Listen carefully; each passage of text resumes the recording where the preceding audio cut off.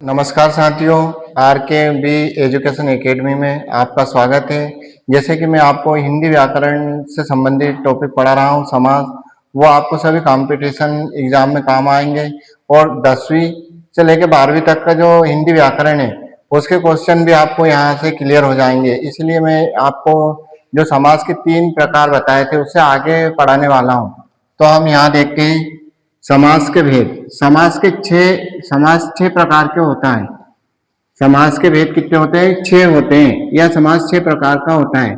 Number 1 में द्विगु समास, द्वंद्व समास, कर्मधारय समास, बहुब्रीहि समास, तत्पुरुष समास। मैंने 3 समास की परिभाषा उदाहरण सहित आपको समझा दी थी कल। द्विगु समास, द्वंद्व समास, कर्मधारय समास। अब इससे आगे का टॉपिक अपन अब पढ़ने वाले हैं उदाहरण सहित, तो वो अपन आगे चल के देखते हैं। यहाँ पर मैं रुका हुआ था कि कर्मधारय समास किसे कहते हैं। वह समास जिसमें पहला पद विशेषण और दूसरा पद विशेष्य हो उसे हम कर्मधारय समास कहते हैं। एक बार फिर से, वह समास जिस समास में पहला पद विशेषण अर्थात विशेषता प्रकट करने वाला और दूसरा पद विशेष्य, उस विशेषता के कारण, पहले पद की विशेषता के कारण उसकी प्रसिद्धि और ज्यादा बढ़ जाती है, तो उसे हम कर्मधारय समास के अंतर्गत रखते हैं। प्रसिद्धि का मतलब उसकी पहचान ही अलग होती है उस व्यक्ति वस्तु की, तो उसे ही हम कर्मधारय समास कहते हैं। इसका उदाहरण हम आगे पढ़ते हैं। जैसे महान है जो पुरुष, महापुरुष। महान है जो आत्मा, महात्मा। मृग के समान नैन, मृगनैन। नीला है कंठ, नीला है जो कंठ, नीलकंठ। नीला है जो कमल, नीलकमल। घन के समान श्याम। ये आप विशेष ध्यान रखना, ये बहुब्रीहि समास का उदाहरण आ रहा है। घन के समान श्याम, घन श्याम, इसको हम बहुब्रीहि में ही रखेंगे, ना कि कर्मधारय समास में। फिर इसके बाद में कमल के समान चरण, चरण कमल। नीली है जो गाय, नील गाय।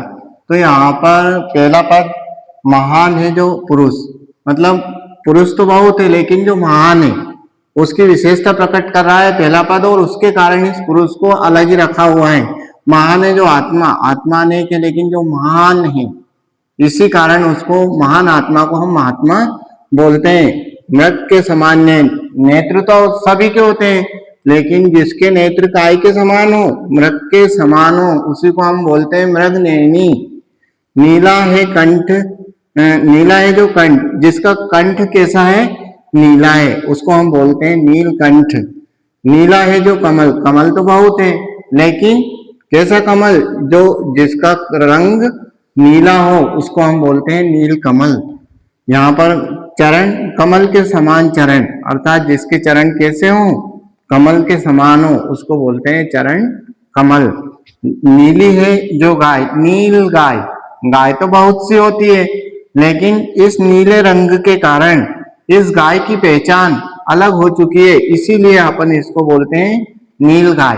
तो आपको लगभग समझ में आ गया होगा कि पहला पद विशेषता प्रकट करने वाला और दूसरा पद उस विशेषता के कारण उस व्यक्ति या वस्तु को अलग ही रखता है, इसीलिए उसको हम कर्मधारय समास के अंतर्गत रखा जाता है। जैसे महापुरुष, महात्मा, मृगनयन, नीलकंठ, नीलकमल, चरण कमल, है ना, नील गाय। तो अपन आगे चलते हैं। इससे मैं आपको अगला समास पढ़ाने वाला हूं, बहुब्रीहि।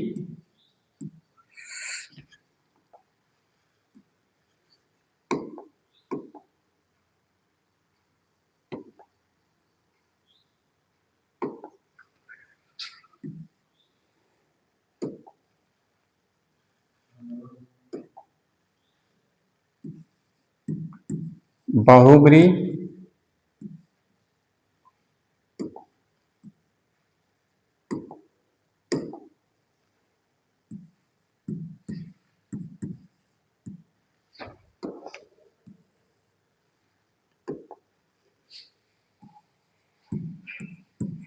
बहुब्रीहि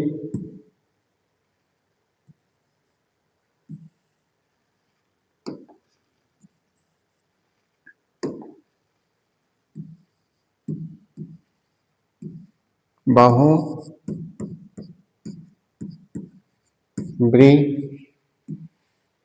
समास।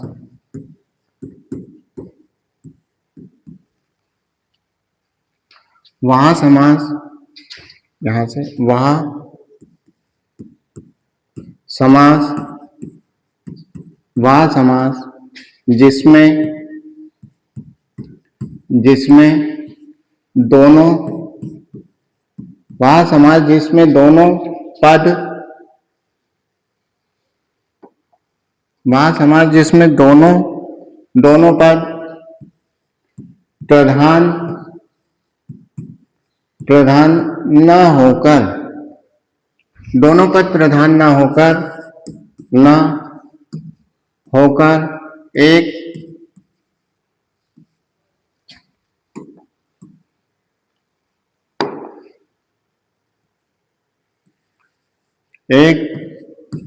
तीसरा पद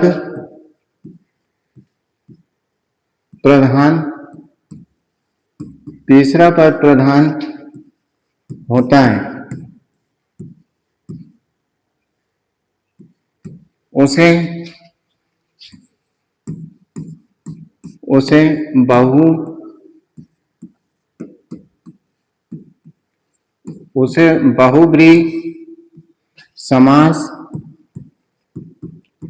बहुब्री समास कहते हैं। अर्थात दोनों पद प्रधान नहीं होते हैं। वह समास जिसमें दोनों पद प्रधान नहीं हो, पहला पद और द्वितीय पद दोनों पद प्रधान ना होकर एक तीसरा पद प्रधानता लिए रहता है, उसको हम बहुब्रीहि समास कहते हैं। या फिर इसको अपन ऐसे समझ सकते हैं, वह समास जिसमें दोनों पद प्रधान ना होकर, दोनों पद प्रधान नहीं होते हैं, यदि उसमें आए समस्त शब्दों को जोड़ देते हैं तो एक तीसरा ही अर्थ निकलता है, अर्थात तीसरा पद प्रधानता लिए रहता है, तो उसको हम बहुब्रीहि समास के अंतर्गत रखते हैं। जैसे कि 10 हैं आनंद जिसके, इसका उदाहरण मैं आपको बता रहा हूं, बहुब्रीहि समास के उदाहरण। 10 है आनंद जिसके, अर्थात 10 है आनंद जिसके, कौन है वो? रावण। अर्थात 10 सिर जिसके हैं, 10 है आनंद जिसके, अर्थात कौन है? वो रावण है। इसमें ना तो पहला पद प्रधानता लिए हुए, ना दूसरा पद प्रधानता लिए हुए। यदि इसको पूरे शब्द को हम जोड़ देते हैं तो एक तीसरा ही अर्थ निकल रहा है, इसीलिए इसको हम बहुब्रीहि समास के अंतर्गत रखते हैं। 4 है भुजा जिसकी, 4 है भुजा जिसकी, अर्थात चतुर्भुज, इसको अपन बोलते हैं ब्रह्मा।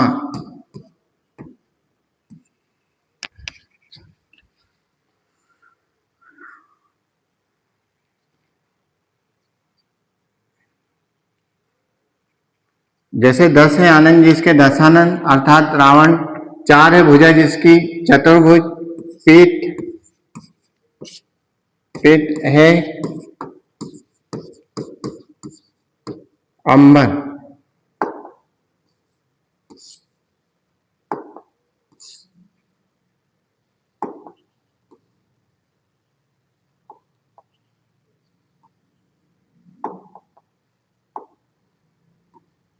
पीठ है अंबर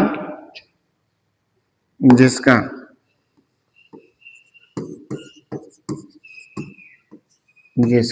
अर्थात पीताम्बर। पीठ है अंबर जिसका, अर्थात पीताम्बर।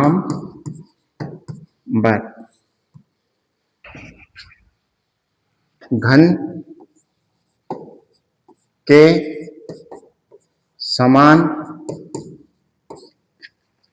श्याम, अर्थात जिसका शरीर कैसा है? काली घटा के समान हो, तो वो कौन है? घन श्याम। ये यहाँ पे एक उदाहरण बहुब्रीहि समास के अंतर्गत रखा गया है। मैंने आपको फिर बोल दिया, 10 है आनंद जिसके, अर्थात रावण। 4 है भुजा जिसकी, चतुर्भुज। चतुर्भुज जिसको बोलते हैं ब्रह्मा, है ना। पित है अंबर जिसका अर्थात पीताम्बर, पीताम्बरधारी कौन होते हैं? भगवान विष्णु। भगवान विष्णु का उदाहरण यहाँ पर आया हुआ है। घन के समान श्याम, अर्थात जिसका शरीर काली घटा के समान हो उसको हम घनश्याम बोलते हैं। घनश्याम का अर्थ निकलता है यहाँ पे कृष्ण। तो वह समाज जिस समाज में दोनों पद प्रधानता लिए नहीं होते हैं, अर्थात एक तीसरा पद अलग ही प्रधानता लिए होता है, जिसमें आए समस्त शब्दों को जोड़ देते हैं तो उसका तीसरा अर्थ निकलता है, वो ही बहुब्रीहि समास के अंतर्गत रखा जाता है। आगे अपन चलते हैं इसमें, जैसे कि अवयवी भाव समास। दूसरा समास है अवयवी भाव समास। अवयवी भाव ये 5वां नंबर वाला है। तो वह समास, इसकी परिभाषा, वह समास जिसमें प्रथम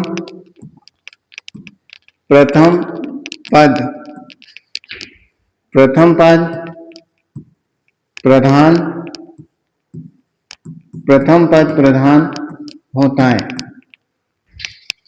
उसे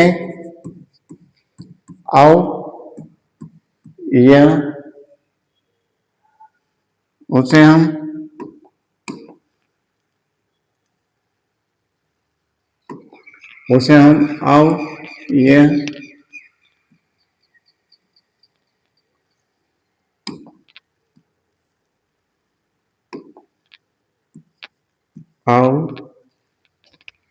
अवयवी भाव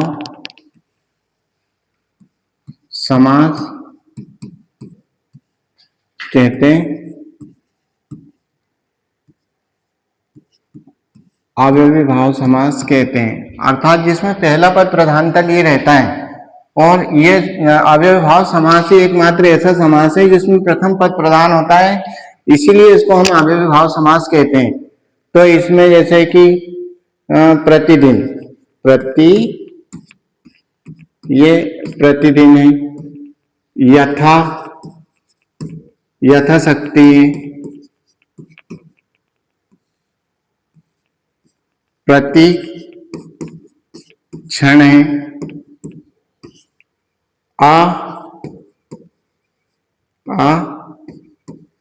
जन्म है ना। तो जैसे प्रतिदिन है, तो इसका यदि हम विग्रह करते हैं, समास विग्रह, दिन,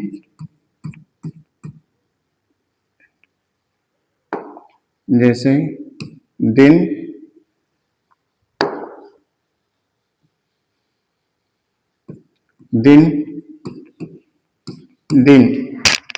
तो यहाँ पे दिन का मतलब होता है प्रतिदिन।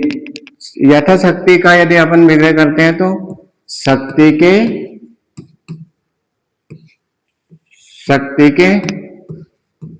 अनुसार।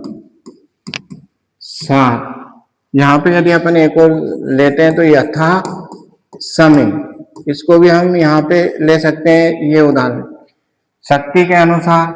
और यदि ये प्रति क्षण, तो इसको अपन लिख सकते हैं क्षण, या प्रत्येक क्षण अपन उसको बोलते हैं। जन्म, जीवन भर, पूरे जीवन जो हमने प्रयास करा, यथा समय के अनुसार। तो मैंने आपसे पहले ही बोला था, जैसे कि यदि अपन इधर देखें, ये प्रति जो है ये पहले वाला पद है, और यथा जो है, यथा ये भी पहले वाला पद है। इसमें भी यदि हम प्रति देखें तो ये पहला वाला पद है। जन्म, ये भी प्रथम पद है। यथा, ये भी क्या है, ये प्रथम पद है। तो मैंने आपसे परिभाषा में वही समझाया था कि वह समास जिस समास में प्रथम पद प्रधानता लिए रहता है और शेष पद अवयव माना जाता है, मतलब वो शून्य रहता है, तो वह समास जिस समास में प्रथम पद प्रधानता लिए रहता है उसे ही हम अवयवी भाव समास कहते हैं। जैसे प्रतिदिन, दिन दिन, यथाशक्ति, शक्ति के अनुसार, प्रति क्षण, क्षण क्षण, आ जन्म, जीवन भर, यथा समय, समय के अनुसार। तो ऐसे अनेक उदाहरण मैं आपको अगले टॉपिक में बताऊंगा, जैसे कि अवयवी भाव समास के उदाहरण है। आगे अपन चलते हैं, जो नेक्स्ट अगला जो समास छूटा था अपना,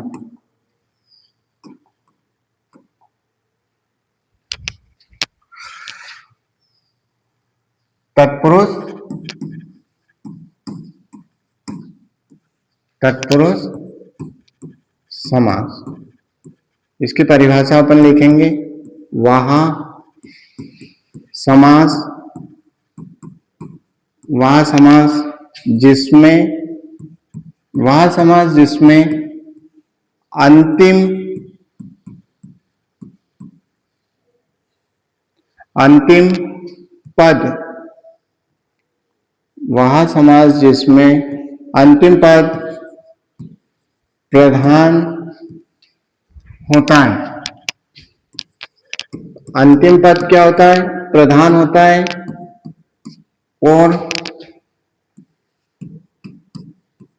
और जिसमें,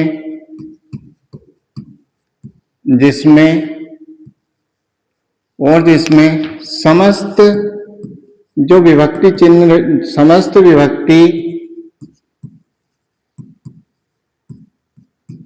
विभक्ति चिन्हों का, जो विभक्ति जो चिन्ह रहते हैं, चिन्हों का, विभक्ति चिन्हों का लोप हो जाता है, उसे तत्पुरुष, तत्पुरुष समास कहते हैं, या तत्पुरुष समास के अंतर्गत रखा जाता है। एक बार और मैं आपको परिभाषा समझाऊंगा कि वह समास जिसमें अंतिम पद प्रधान होता है और जिसमें समस्त विभक्ति चिन्ह, जितने भी विभक्ति चिन्ह उसमें आ रहे हैं वो सारे विभक्ति चिन्ह का लोप हो जाता है, उसे हम तत्पुरुष समास कहते हैं। इसका उदाहरण हम देखते हैं। तो उदाहरण के तौर पर यहाँ पर जैसे राज पुत्र, राजा का, राजा का पुत्र, देश भक्ति, यहाँ पे हम देखते हैं देश के लिए, देश के लिए भक्ति। आगे अपन चलते हैं, देशभक्ति। यदि ऐसे ही उदाहरण एक और बनाना है तो देश प्रेम, देश के लिए, देश के लिए, देश के लिए प्रेम। विद्या ले, विद्या के लिए, विद्या के लिए आले। इसके बाद में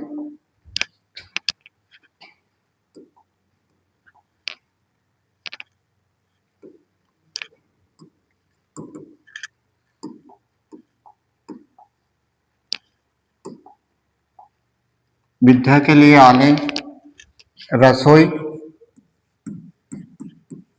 रसोई घर, रसोइये के, रसोइये या रसोई के लिए, रसोई के लिए घर, रसोई घर। गो, यदि अपन देखें गो साला। गो के लिए मतलब गायों के लिए क्या है? गायों के लिए रहने का स्थान उसको बोलते हैं, रहने के स्थान को अपन गौशाला। रहने का स्थान जो होता है उसको हम गौशाला बोलते हैं। रहने के लिए, रहने के लिए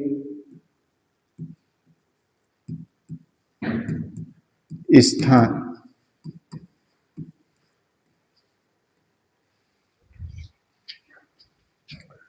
पथ,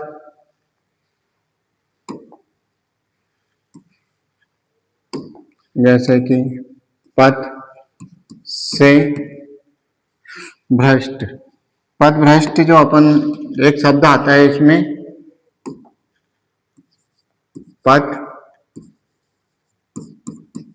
भ्रष्ट, तो इसका विग्रह अपन करते हैं पथ से भ्रष्ट। तो जितने भी जो उदाहरण है वो सारे काय के तत्पुरुष समास से लिए गए हैं। यदि अपन पहले देखते हैं,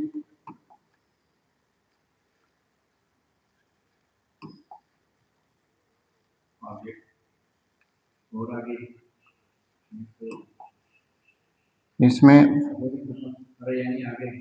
तत्पुरुष समास कहाँ पे